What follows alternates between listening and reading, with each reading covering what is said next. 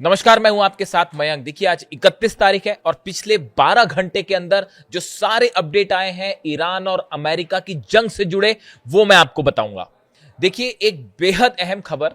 जिस तरह से डोनाल्ड ट्रंप ईरान को लेकर कोई फैसला नहीं ले पा रहे हैं, वो ये नहीं समझ पा रहे हैं कि ईरान पर हमला किया जाए या फिर ईरान से अपनी सेना को वापस बुलाया जाए, आखिर किया जाए तो क्या किया जाए। डोनाल्ड ट्रंप इसको लेकर कंफ्यूज है। इसकी सबसे बड़ी वजह है ईरान, चाइना और रूस का वो प्लान जिसने दुनिया के सारे समीकरणों को और खास तौर पर सुपर पावर होने के समीकरण को बदल कर रख दिया है। आज अगर आप वर्तमान हालात में बात करें तो जो कॉन्सेप्ट था कि अमेरिका सुपर पावर है और अमेरिका के राष्ट्रपति दुनिया के सबसे शक्तिशाली एक राजनेता है, ये सारे कॉन्सेप्ट, ये सारे विचारों को ईरान ने पूरी तरह से ध्वस्त कर दिया है। आज देखिए, हकीकत ये है कि ईरान न सिर्फ मिडिल ईस्ट का, देखिए ये जो जंग हुई, इस जंग ने जो बातें साबित की हैं, आज ईरान मिडिल ईस्ट का सुपर पावर कहलाया जाने लगा है। और इतना ही नहीं, कई एक्सपर्ट से मान के चल रहे हैं, कई आर्थिक विशेषज्ञ ये मान के चल रहे हैं कि अगर ईरान पर लगे हुए प्रतिबंधों को हटा दिया जाए तो आने वाले चंद सालों के अंदर ईरान हर मामले में अमेरिका को बराबरी पे आके खड़ा हो जाएगा और अमेरिका को हर मामले में कड़ी टक्कर देने लगेगा। देखिए, आप डिफेंस की बात करें, चाहे मिसाइल्स की बात करें, ईरान की मिसाइल्स का जो जलवा है वो पूरी दुनिया ने देख लिया। वो आप इजराइल में जिस तरह से हमले हुए, अमेरिका के जिस तरह से बेस तबाह हो गए, ईरान की मिसाइल्स का कोई मुकाबला नहीं है, खास तौर पर मिडिल ईस्ट को लेकर। साथ ही साथ आईसीबीएम्स बन रही हैं। ये मान के चल रहे हैं कई एक्सपर्ट कि अगर फिर से जंग होती है तो इस बार 6 से 7 हजार किलोमीटर वाली रेंज की मिसाइल्स देखने को मिल जाएगी। यानी मिसाइल्स के मामले में उसकी एक्यूरेसी, उसके लॉन्ग डिस्टेंस के मामले में जो है वो ईरान ने अपनी सुप्रीमेसी साबित कर दी है। अगर आप ड्रोन्स की बात करें, जो एक लो कॉस्ट वॉरफेयर होता है कि कैसे कम कीमत पर ड्रोन्स बना के दुश्मन को हराया जाए, अटैक किया जाए, उस मामले में तो ईरान ने एक नई इबारत खड़ी कर दी है, एक नई रेड लाइन बना दी है कि अब इसको पार करना बड़ा मुश्किल। आप अगर बात करें हॉर्मूज को लेकर, देखिए हमेशा से रूस ने ये बात कही थी कि असल में ईरान का परमाणु हथियार जो है, एटम बम, वो हॉर्मूज है। और आखिरकार उसको, हॉर्मूज को बंद करके ईरान ने ये साबित कर दिया कि अगर ईरान चाहे तो पूरी दुनिया की इकोनॉमी को, खासतौर पर यूरोप और अमेरिका की इकोनॉमी को घुटनों पर ला सकता है। यानी हॉर्मूज खुलवाने में पूरा यूरोप, अमेरिका, इजराइल सब नाकाम साबित हुए और ईरान ने बात साबित कर दी कि हॉर्मूज एक ऐसा हथियार है जिसके जरिए वो पूरे दुनिया को, बड़े से बड़े दुश्मन को जो है वो झुका सकता है। आप अगर बात करें इजराइल की, कुछ समय पहले तक ये माना जाता था कि इजराइल एक ऐसा देश है जो एक साथ कई देशों पर हमला करता है और कई देश जो है, कई देशों पर भारी पड़ता है। इस मिथ को, इजराइल के इस मिथ को पूरी तरह से तहस नहस कर दिया है ईरान ने। और आज नतीजा ये है कि इजराइल का डिफेंस सिस्टम, जिसकी बड़ी चर्चाएं होती थी, चाहे आयरन डोम हो, चाहे एरो हो, डेविड स्लिंग हो, इन सब को पूरी तरह से ध्वस्त कर दिया ईरान ने।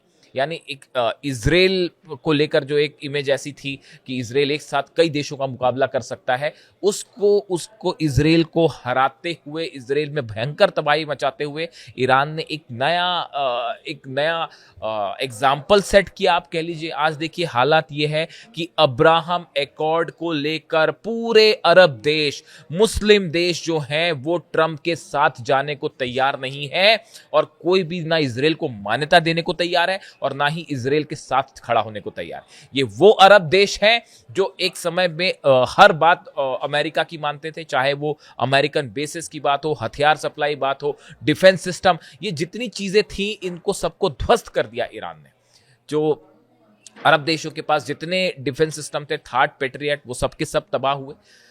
नहीं रोक पाए ईरान के हमलों को, अमेरिका के बेसिस तबाह हुए। हर अरब देश ये सोचने पर मजबूर है कि जब अमेरिका हमारी रक्षा नहीं कर सकता, ऐसी सूरत में उस डिफेंस सिस्टम्स का, उस जो समझौते हुए, इसके मायने क्या है। देखिए, चाहे यूएई हो, चाहे सऊदी हो, चाहे बहरीन हो, चाहे कतर हो, हर जगह ऐसा कोई बेस नहीं अमेरिका को जो हिट नहीं किया ईरान ने, जिसे तबाह नहीं किया। इन सूरत में अब इस पूरे मामले में कि डोनाल्ड ट्रंप आगे क्या करेंगे, इसमें एक बेहद बेहद अहम एंट्री हो गई है चीन और रूस की। देखिए, बताया जा रहा है कि शायद चीन और रूस की तरफ से भी इस बात को लेकर सहमति है कि ईरान अपना यूरेनियम किसी सूरत में किसी को ना दे। इस बात की इंडिकेशन है। देखिए, रूस की तरफ से प्रस्ताव रखा था कि हम आपका यूरेनियम अगर आप हमें भेजते हैं तो हम उसको ले जाने के लिए तैयार हैं। ईरान उसके लिए तैयार नहीं है। इसी तरह की खबरें चीन को लेकर आई, लेकिन इसको लेकर भी कोई इस तरह की बात नहीं है। और इसी बीच मुस्तफा खामनेई साहब ने ये बात का ऐलान कर दिया कि जो यूरेनियम है वो ईरान के बाहर नहीं जाएगा। ऐसी सूरत में यूरेनियम के मुद्दे पर डोनाल्ड ट्रंप अब फंस चुके हैं। अगर हमला करते हैं तो पूरा अरब जलेगा, पूरा मिडिल ईस्ट जलेगा। अपने अगर जहाज वापस लेके आते हैं तो हार के ऊपर मुहर लग जाएगी। इस सूरत में अब सवाल यह है कि डोनाल्ड ट्रंप का अगला कदम क्या और ईरान का अगला कदम क्या। देखिए, ईरान, ये जो बार बार वक्त की बात हो रही है, 60 दिनों की बात हो रही है। आपने सुना होगा कि जो नया ड्राफ्ट तैयार हुआ उसमें 60 दिन के सीज फायर की बात थी, जिसको लेकर डोनाल्ड ट्रंप कई बार उन्होंने बैठक की, लेकिन कोई फाइनल फैसला नहीं हो पाया। बताया जा रहा है कि जो 60 दिनों की बात है, ये प्लान चीन और ईरान और रूस ने बड़ी ही प्लानिंग के साथ और सोच के साथ तैयार किया है कि ये 60 दिन का सीज फायर ईरान को एक ऐसी मजबूती प्रदान कर देगा, खास तौर पर हॉर्मूज में, खास तौर पर एयर डिफेंस के मामले में, कि उसके बाद फिर ईरान पर हमला करने की कोई सोच भी नहीं पाएगा। ये 60 दिनों में न सिर्फ हॉर्मूज को लेकर अपनी मजबूती होगी ईरान की, बल्कि जो नुकसान हुआ जंग के दौरान उसमें बड़ी संख्या में मिसाइल्स खर्च हुई। हालांकि मिसाइल प्रोडक्शन तेजी से चल रहा है, लेकिन बताया जाता है कि ये 60 दिन के टाइम में ईरान एक इतनी तेजी के साथ अपनी डिफेंस मिसाइल खास तौर पर तैयार करेगा कि अमेरिका के जेट्स अगर हमला करने आते हैं तो अगली बार, इस बार तो शायद 40-42 जेट गिरे, अगली बार इससे बड़ा नुकसान हो सकता है। आप देखिए, बंदर अब्बास हो, केशम आइलैंड हो, चाहे बुशर हो, यहां पर जब हमले हुए, अमेरिका के ड्रोन्स लगातार गिरने की खबरें आई, अमेरिका के F-35 जेट्स को हिट करने की फिर से खबरें आई और एक एयरक्राफ्ट अमेरिका का गिरने की खबर आई। आप देखिए, ये डिफेंस के मामले में जो ईरान ने तेजी से अपने आप को सेल्फ रिलायंट किया। देखिए, इंफ्रारेड जो टेक्निक है उसका इस्तेमाल कर ही रहा है ईरान, जिसमें जो नॉर्मल रडार्स होते हैं, इसमें मैं अलग से एक बार बात कर दूंगा कि जो रडार्स होते हैं, नॉर्मल रडार्स, इससे हटकर कैसे इंफ्रारेड तकनीक के जरिए जो है वो दुश्मन के जहाजों को हिट किया जाए, ये तकनीक डेवलप कर ली है ईरान ने, और जो बेहद कारगर साबित हो रही है और जिससे अमेरिका और इजराइल के जेट्स को बड़ी चुनौती मिलने जा रही है। यानी आप देखिए, हर मामले में, चाहे हथियारों का मामला हो, चाहे आर्थिक लेवल पर मामला हो, चाहे किसी तरह का समझौते का मामला हो, तमाम कोशिश करने के बाद अमेरिका ईरान को बातचीत के लिए नहीं झुका पाया।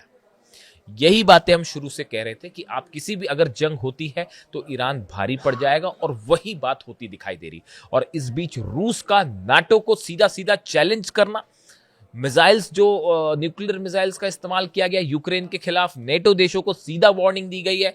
ऐसा लगता है कि रूस, ईरान और चीन ने मिलकर इस बात को अब प्लान पर एक्टिवेशन शुरू कर दिया है कि अगर अमेरिका किसी की तरह का हमला करता है या इजराइल की तरफ से हमला करता है, तो एक ऐसा प्लान तैयार किया जाए जिससे पिछली बार के मुकाबले और करारी हार का सामना करना पड़े अमेरिका और इजराइल को, और या फिर वो हमला करने की हिम्मत ही ना कर पाए और मिडिल ईस्ट से इनके प्रभाव को खत्म किया जाए। अब्राहम एकॉर्ड का फेल होना, रूस और चीन दोनों ने सब अरब देशों से बात की है, और सवाल यह है कि क्या अब्राहम एकॉर्ड जो ट्रंप जोड़कर देखना चाह रहे हैं ईरान के पैक की वजह से, क्या ट्रंप का ये प्लान अब पूरी तरह से फेल हो चुका है? इसके फेल होने का मतलब है इजराइल को बड़ा झटका, और इसके साथ ही अरब देशों का अमेरिका के ऊपर से विश्वास उठ जाना।